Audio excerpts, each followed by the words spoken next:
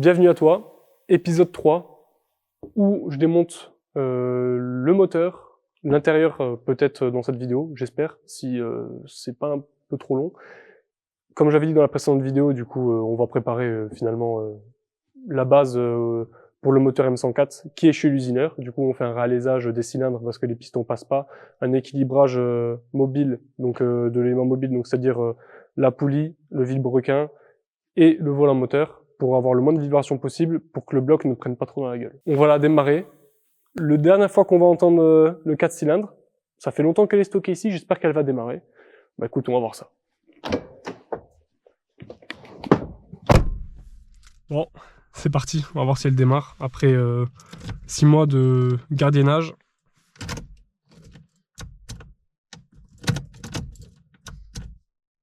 Bon bah, fallait s'en douter.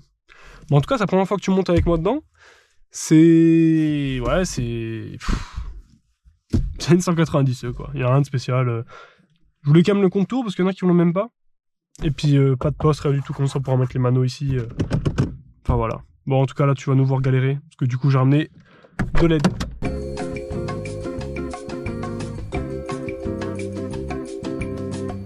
Comme tu peux le voir, c'est peut-être un peu mieux éclairé. J'ai un petit peu investi suite au fait que c'est vrai qu'on voyait littéralement rien dans ce que je filmais. Mais là normalement tu verras quelque chose. Alors on va essayer de démonter du coup à deux, on va essayer d'aller vite. Parce que déjà c'est pas intéressant, on va filmer de loin. Quand il y a des petites parties un peu plus intéressantes, je te prendrai avec moi en POV. Mais sinon, jusque maintenant, je vais peut-être faire un petit timelapse ou quelque chose comme ça, je verrai ce que je fais au montage. Mais ça risque d'être un peu chiant, surtout qu'en vrai, on s'en fout d'avoir démonté un 4 cylindres comme ça. Enfin, sauf si ça t'intéresse. Mais en tout cas, voilà, on va essayer de faire ça vite, on va essayer de faire ça bien, comme d'habitude. Et puis voilà. Donc je te fais un petit timelapse, mais avant ça quand même, ce qui est bien avec Mercedes dans les années là, c'est que là tu te dis ouais je suis un peu courbé pour à cause du capot, mais en fait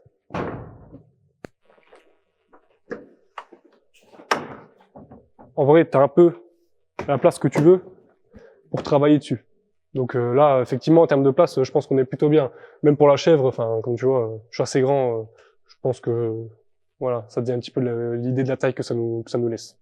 Mais bon bah écoute, on va commencer et puis on va faire un petit timelapse. Donc à tout à l'heure.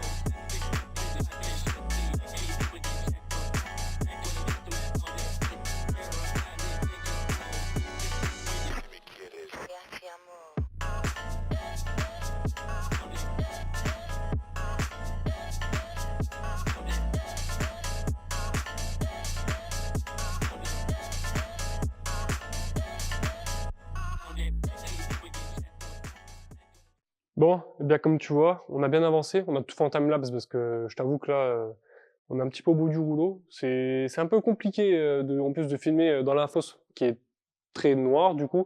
Même nous, on a du mal à voir, donc tu n'aurais rien vu. On a enlevé l'arbre de transmission intermédiaire au niveau du pont arrière justement. Donc il nous reste juste un bout de pont, enfin d'arbre de transmission au niveau de la boîte. Alors on va voir si ça va tenir, si ça va nous empêcher justement de sortir l'ensemble. J'ai pas vu qu'on pouvait enlever ça. Donc un peu galère ça. J'aurais bien aimé l'enlever, comme ça on aurait juste tiré et puis ce serait fini. Mais du coup ça veut dire qu'il faut le basculer en Y. Écoute, on va bien voir, on va essayer de faire ça, et puis on croise les doigts.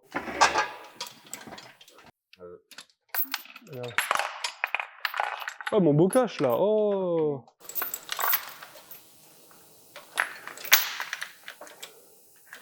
C'est bon. Yes. Maintenant, il faut réussir à enlever les supports.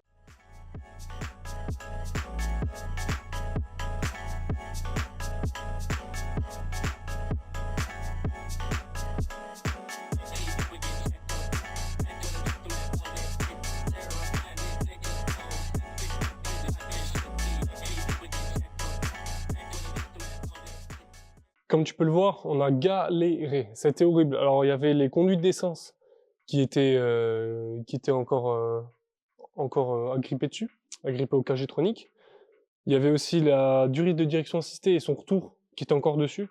Donc on a un peu galéré, le cardan est bloqué un petit peu, enfin c'était un peu la merde. En plus de ça, vu que j'ai démonté qu'une partie, bah ça n'a pas aidé non plus. Mais bon, mission accomplie, c'était une horreur à faire.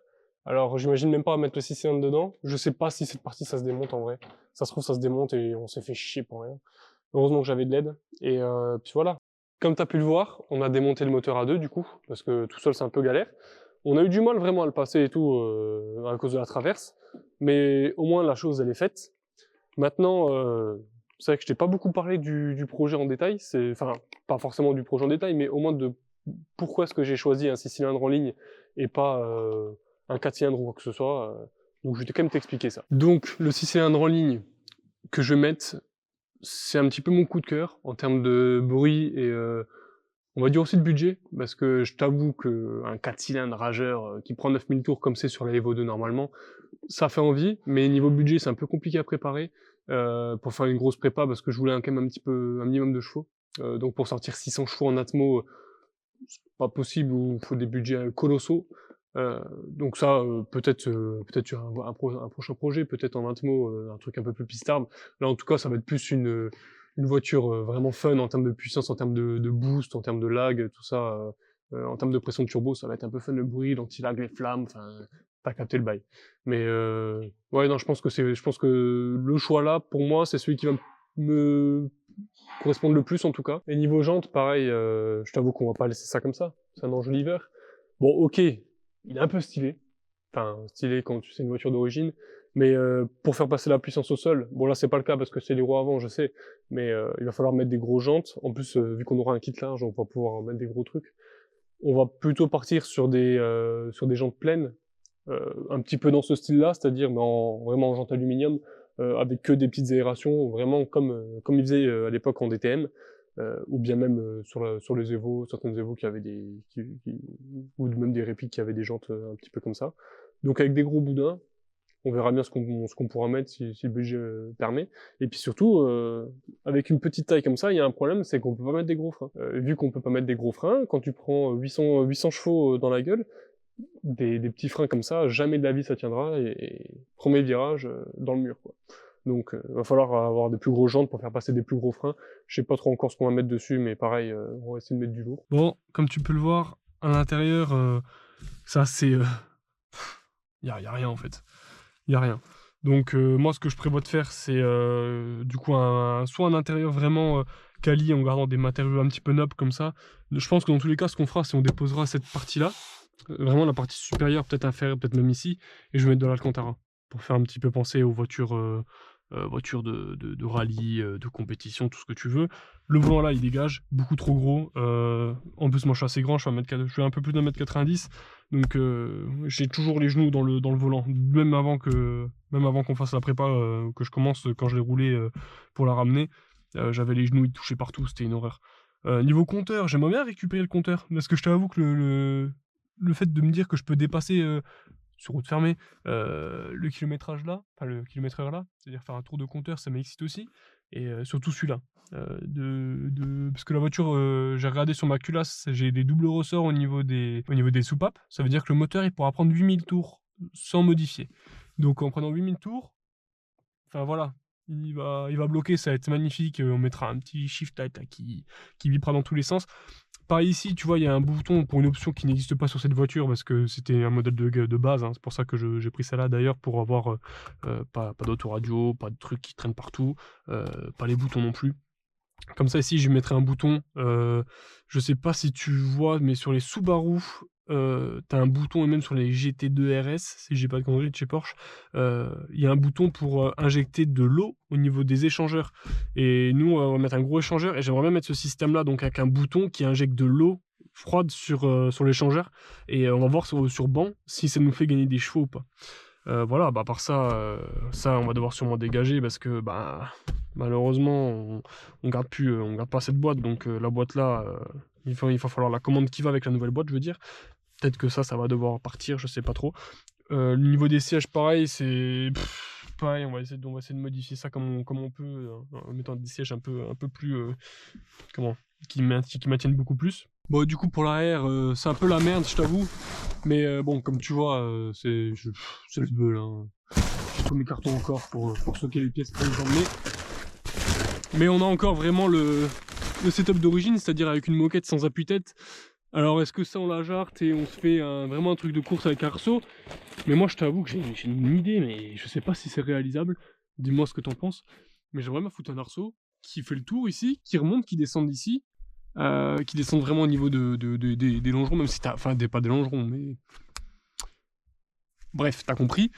Et de faire un truc avec un arceau, mais avec des places à l'arrière. Et ça m'excite grave. Parce que pouvoir emmener des gens à l'arrière qui s'accrochent sur l'arceau, je t'avoue que c'est une idée qui me plaît. Et puis, tu vois l'arrière, là, plein de merde, là. Dis-toi, il y aura un aileron ici qui va... Enfin... Oh putain, ça m'excite.